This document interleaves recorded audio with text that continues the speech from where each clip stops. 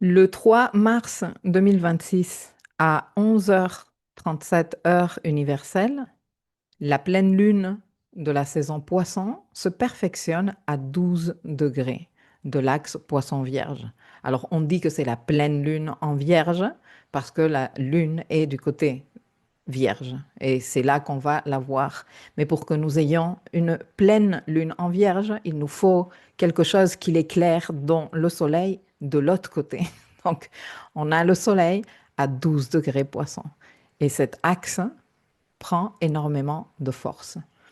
Alors, même si cette éclipse, parce que c'est une éclipse lunaire totale du fait de la proximité, regarde, avec l'axe nodal. Nous avons un alignement presque parfait, Soleil, Lune, Terre, lors de cet événement lunaire. Et même si l'éclipse se perfectionne le 3 mars 2026, ces effets se déroulent sur plusieurs étapes au cours des prochains 6 à 18 mois.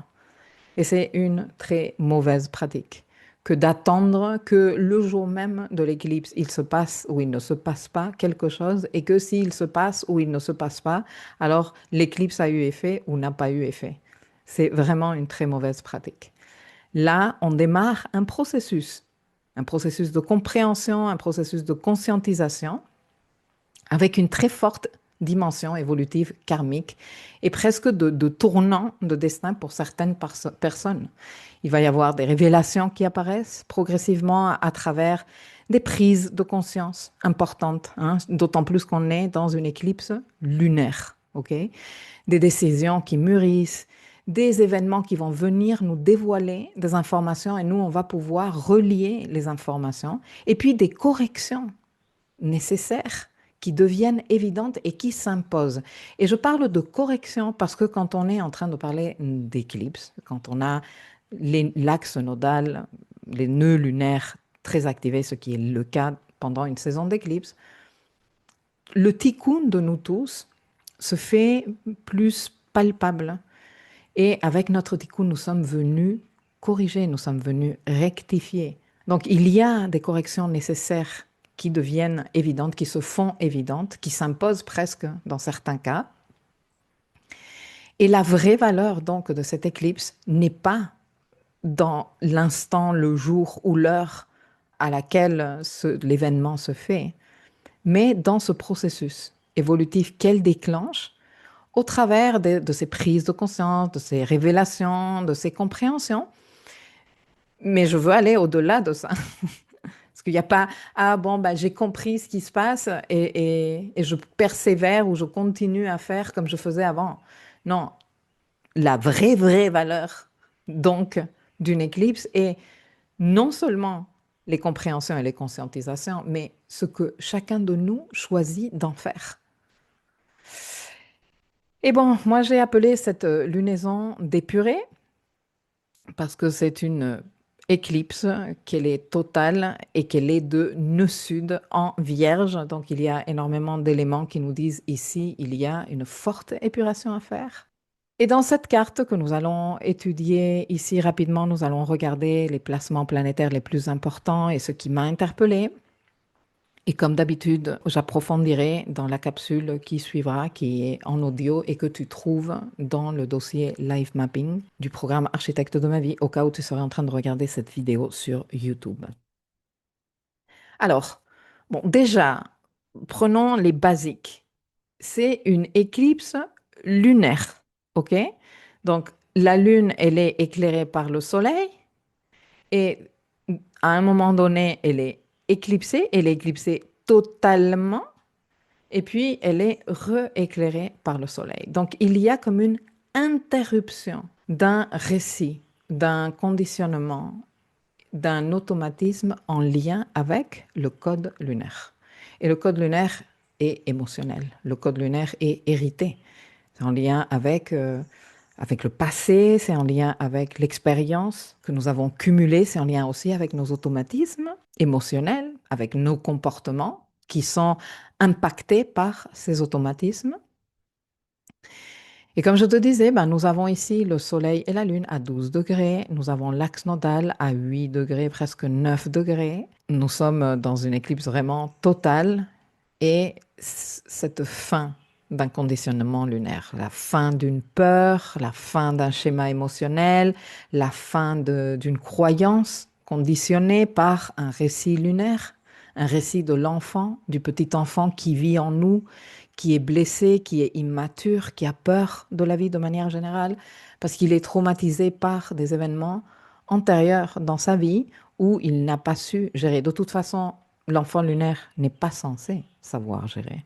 C'est normal que l'enfant lunaire il ait peur.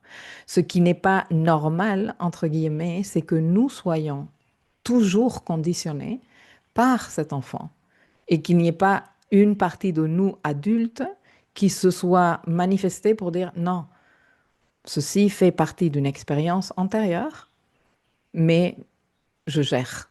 Je suis adulte, j'ai le discernement et j'ai la lucidité de savoir que cette peur, ce n'est pas qu'elle n'est pas légitime, bien sûr qu'elle est légitime, bien sûr que cette peur, elle vient de quelque chose de réel, tu ne te l'es pas inventé.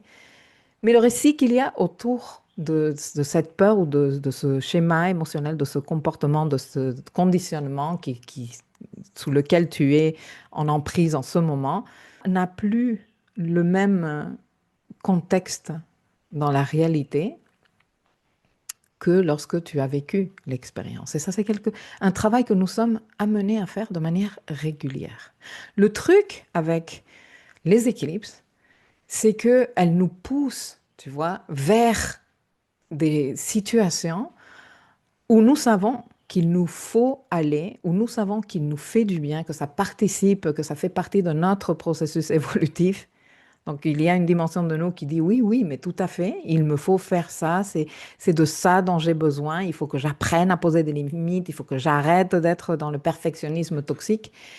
Mais tous ces conditionnements nous empêchent de vraiment faire le pas avec détermination.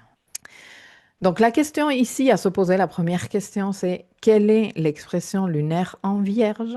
Et quand je parle d'expression lunaire, je parle d'expression maladroite. Quelle est l'expression de l'énergie vierge maladroite qui demande à être éclipsée dans ta vie? Enfin, plus que qui demande, pour qui l'heure d'être éclipsé, c'est la fin, c'est fini. Là, tout est en train de te dire, arrête, maintenant c'est fini, clac. Hein, tu voyais la lune, tu ne la voyais plus. Éclipse. Totale, c'est pas qu'un petit morceau de lune, non, non, non, toute la lune a disparu. Et un truc qui m'interpelle est que dans ce thème, Mercure, qui est dispositeur de l'éclipse, parce que l'éclipse se fait en Vierge, le maître du signe Vierge, il est à 20 degrés Poisson, regarde-le, il est rétrograde. Et le Soleil, il est à 12 degrés, bien sûr, parce qu'en opposition exacte à la Lune. Mais lors du dernier quartier qui suivra, que nous avons dans une semaine après cette pleine Lune, qui se fait à 20 degrés Sagittaire, le Soleil sera à 20 degrés Poisson et Mercure, toujours rétrograde, à 12. Ils auront interchangé leur place. Je me suis dit, Donc je vais te répondre à cette question en 2 temps. On va aborder ça dans la capsule audio où je développe la lecture de cette éclipse, mais je reviendrai aussi dans la capsule du dernier quartier parce que ça m'a paru très intéressant. Et puis un autre truc que j'ai cité dans la capsule sur le premier quartier en Gémeaux, que j'ai cité dans l'agenda astro du mois, à qui j'ai fait une leçon spéciale, parce que ce carré me paraît tellement important et pas fréquent, c'est que regarde qui nous avons à 8 degrés. Sagittaire. Et en sachant que nous avons l'axe nodal à 8 degrés, Poisson et Vierge. Ces signes-là, Sagittaire, Vierge, Poisson et même Gémeaux, mais la pointe Gémeaux n'est pas occupée ici, sont des signes mutables, ce qui veut dire que cette Lilith est en train de faire un carré à l'axe nodal. Elle est en aspect de 90 degrés au nœud nord et au nœud sud. Donc, si tu n'as pas fait la leçon sur Lilith, je te la méga recommande. Ce carré va faire partie de l'énergie qui nous accompagne tout au long de la saison poisson, mais comme elle s'est invitée à l'éclipse lunaire totale, le processus que cette éclipse, qui est très important parce que à dimension évolutive et karmique, va être teinté de cette signature. Ce qui va dire que nous allons être en train de travailler ce carré. Et en vérité, le carré de Lilith à l'axe nodal met une vérité marginale en conflit avec la direction évolutive collective. Ce qui a été refoulé ou jugé excessif revient perturber le consensus. Et je pense que si tu suis l'actualité en ce moment, tu te dis, mais grave qu'on est totalement dans ça à un niveau collectif. Et la question ici ne serait pas de dire qui a tort et qui a raison, même si aussi, mais surtout, quelle est cette part d'ombre que nous ne sommes pas en train de considérer? Parce que c'est ça que Lilith nous permet de voir. Et ce n'est pas que Lilith a,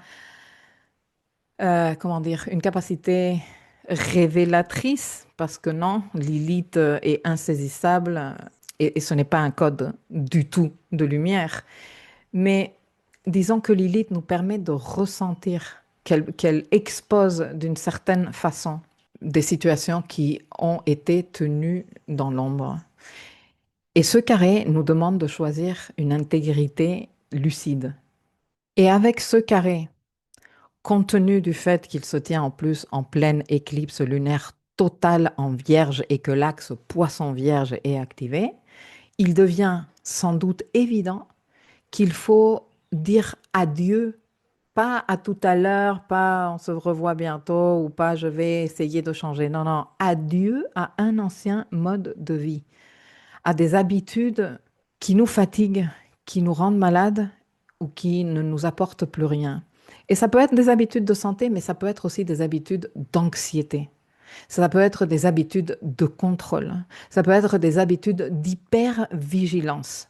Cette Lilith en Sagittaire au carré de l'axe nodal, et surtout pendant cette éclipse lunaire totale, expose l'hypocrisie des dogmes. Et nous sommes tous appelés de manière collective, et chacun à un niveau individuel le portera comme il pourra ou comme il décidera, nous sommes amenés à dire au revoir à cet ancien mode de vie. Ces habitudes, ces façons de faire sont devenues obsolètes. Et en parallèle, nous sommes en train de conscientiser des vérités dérangeantes et des croyances de vie profondément inconfortables aussi, de par tout ce qui se révèle en mode effet dominant. Donc voilà pour la mise en bouche en ce qui concerne cette pleine lune éclipsée, de nœud sud, totalement éclipsée même. Et dans la deuxième partie de la capsule qui est en format audio, je reviens sur les éléments clés de l'éclipse. On va parler de l'axe Vierge-Poisson et de la leçon centrale.